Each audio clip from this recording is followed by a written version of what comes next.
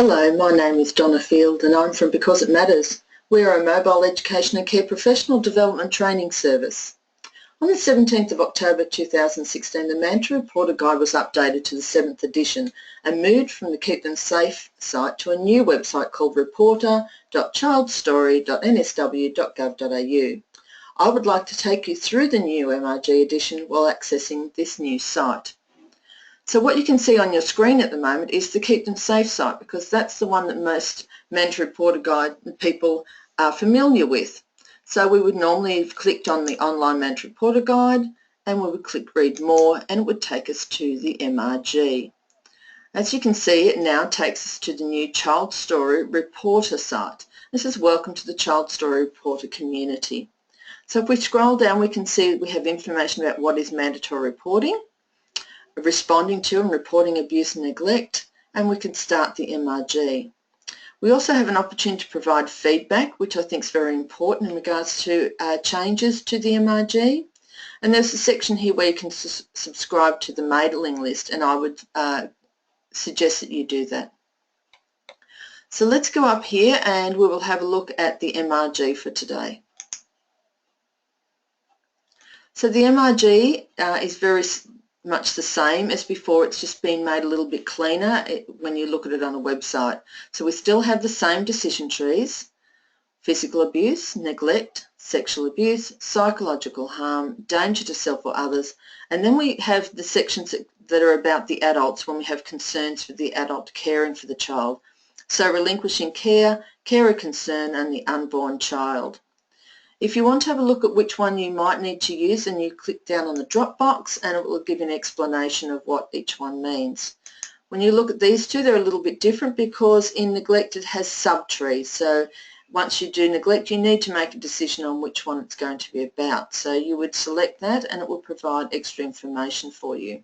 But just for this demonstration, we're going to just use the physical abuse tree.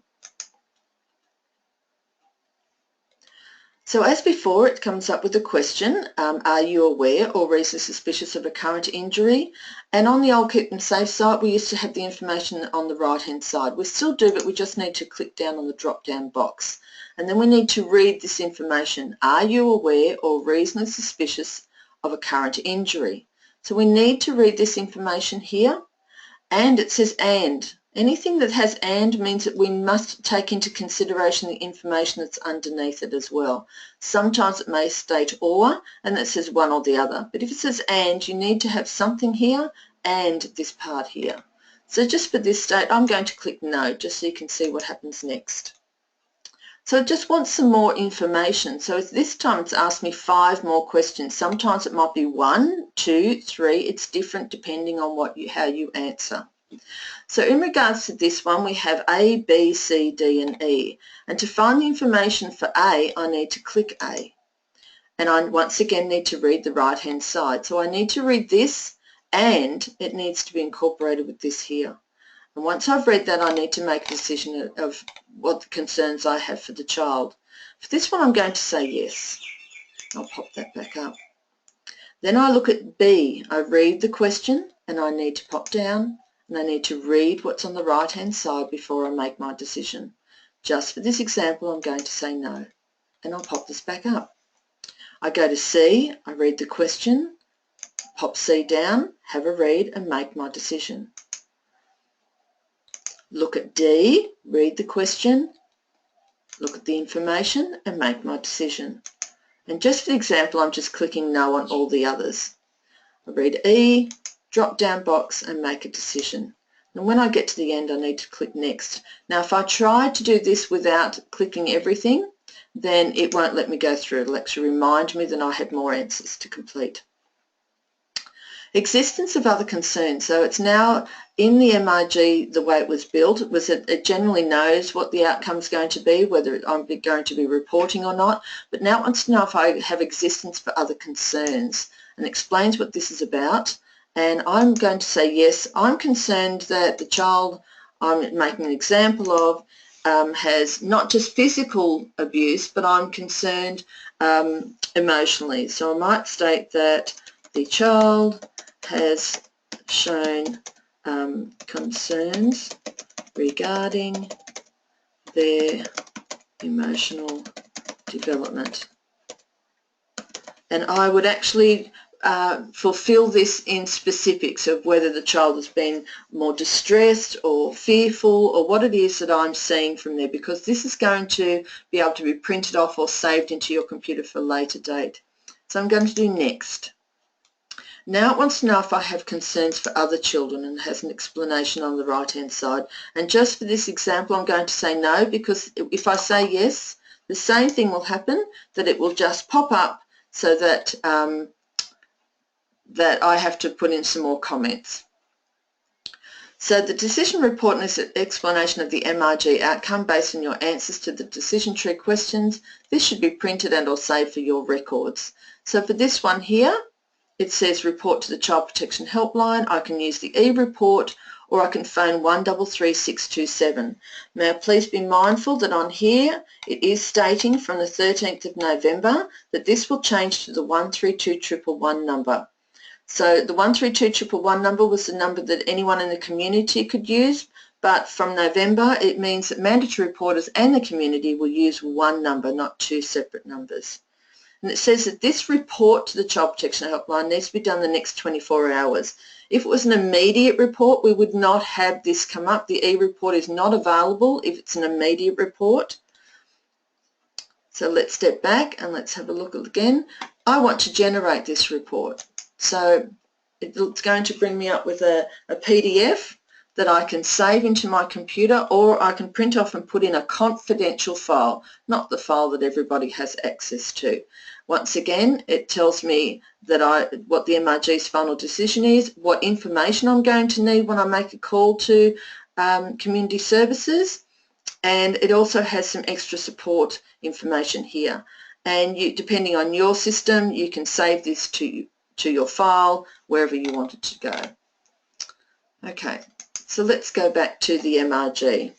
So it says on here report, or I can use an e-report. E-report's been in for about 2 years now, so let's have a quick at this. And now it comes up with the security verification, so I need to pop this in. Remember, once you start on this section, it means that you are going to be making a report to community services. I'm only going to go partial the way through, because I'm not going to be making a report to community services, purely to explain to you what this does instead of picking up the phone. So it will ask if I'm a mandatory reporter, so I'm going to say yes for this instance. It reminds me that if I'm a member of the general public to call the 132 111 number, that's going to be for everybody soon, as we know. It does remind us what a mandatory reporter is, and then it's going to go on to ask me some more information. So it asks have I completed the MRG. I'll just make this a little bit bigger so you can see it a little bit easier. So yes, we have completed the MRG. And have I consulted with or subsequently referred to the Child Protection Helpline via your Child Wellbeing Unit? The Child Wellbeing Unit is only for people who work for the state government. So if I was working for Department of Education, the Health Department, Police Department. So if I'm working for a local government, that is a local government, not a state government. So unless it's state government, we wouldn't have a Child Wellbeing. So I'm going to say no. Do you give consent for your details to be passed on to a CWU? Well, yes, I do give my information to that, because I think it's great for us to be able to collaborate the information we have together from mandatory reporters. Now it says please do not complete this if it was an immediate report, all right? But it wasn't. Told me it was a report. So it says, is this a report about risk of significant harm to request for assistance that does not require an immediate response? And I'm going to say yes. So then it has a page that talks about false and misleading information. If you haven't read this before, then you should read it, and then you will need to accept it. Now I will put my name in here, and my job title I'm just going to put as a teacher, and my workplace I'm just going to put in a child care service, and the agency here for this example, I'm going to put childcare preschool. I could put any of the ones that it offers me. And I can put down that I'm a worker. I could put I was a teacher again. And on the contact region, it's not applicable. My phone number, I can put anything in here. It just wants a number. And same here. And my street address, I'm just going to put as 11 Silly Lane. Oh, should realise that that was going to be for here. And the Penrith, because that's where our business is. And our address type, I'm going to put business.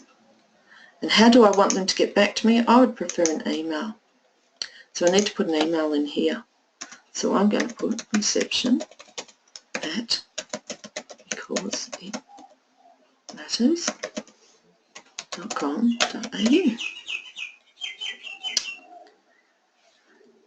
Now I could put an agency reference number if I have one, and my reason for reporting, is it to request assistance? Now these sections are part of the Care and Protection Act, or is it to do with risk of significant harm? Now because I've used the decision tree and it's come through physical abuse and that's part of section 23 and 24, I'm going to click that one. Now primary reported issue, children and young persons. So I am concerned in regards to this child's physical. So I'll keep clicking down until I find physical harm, and let's just put hit, kick and strike. Primary reported issue of the carer, and I'm not going to have any for the carer, so I'm leaving it blank. So it now comes on to page 2. This is where it wants information about a child, so I'm just going to put a child's name, and I'll just put, and here I'm just going to put the 12th of the 1st, and let's say 2012, and status I'm going to put estimated, and they've told me it's about 4. I'm going to say this child is a male, and I'm going to say that this is not known, but we do know that the child's Australian, and no, an interpreter is not needed. So the address, we can put number 8, let's do again, Penrith Place at Penrith, and 2750, and we can put a contact number here, and where is the child now? We'll say at the preschool. Now if I have other children I'm concerned about, so if the child has siblings or other children in the preschool that have been connected with this, then I would add another child. But I don't, so I'm going to go to the parent carers other siblings section.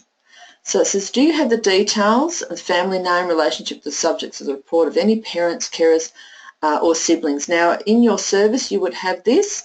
I'm just going to say no for this part. If I said yes, it would just give me the details of like I did for the child in regards to their name and contact details.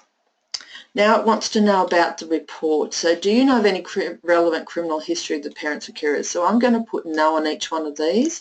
If I say yes, a drop-down box occurs and it asks me to put that information in. So just for this I'm going to say no. Please enter details below of your risk of significant harm concerns for the safety and or welfare of the children or young persons. Please also include any drug and alcohol and or mental health or domestic violence concerns. So I would fill in the information here. It then says please enter details below in respect of your concerns about the person's appearance and behaviour, and I would read that. Did the incident result in physical injury for the child, young person or other persons? Yes or no? What is the nature of your ongoing professional role, if any, with the children or young person and their parents and carers? And please enter. So you would talk about that you are the teacher for this child and how often the child attends and those types of things. Do you know if there are other services or supports currently in place to support the child, young person and their parent or carers? Do you know of any relevant disability issues for the children, young persons and their parents and carers? Is the family, children or young persons aware that this report is being made? And do you give consent for your identifying information to be provided to the New South Wales Police and Health? And you would click yes or no on which ones go to that. And then you would click send to community services. So CS is for community services. I'm not going to do that for this point in time because I'm not going to be bothering them with this. It's purely just to show you that that's what you do for the e-report. So they're up to page 4. Once you've clicked that, it will come back and give you a reference number that you can refer to. If I decide I don't want to do that, then I'm just going to cancel it. Yes, I'm going to lose that information that I've done, and it will take me back to the beginning again and I can start over. So we've gone back now to the Mandatory Reporter Guide, which is in the reporter.childstory.nsw.gov.au. This will change. There are 5 different outcomes on the Mandatory Reporter Guide decision. There is the immediate report and report, which are parts where we do need to make the report, and the other 3 are in regards to us supporting children or families. And to do that, what is really good is when it does come through, it will actually give you a link to support services that you will know how to get in touch to best suit the family's needs. So I hope that helps you out a little bit until we get final information or further information from Family Community Services. The recording has been made in relation to the National Quality Standard 2, Children's Health and Safety, in particular element 2.3.4, that educators, coordinators and staff members are aware of their roles and responsibilities to respond to every child at risk of abuse or neglect. I hope you find that this video was informative, and please contact us at becauseitmatters.com.au if you would like any further information. Thank you.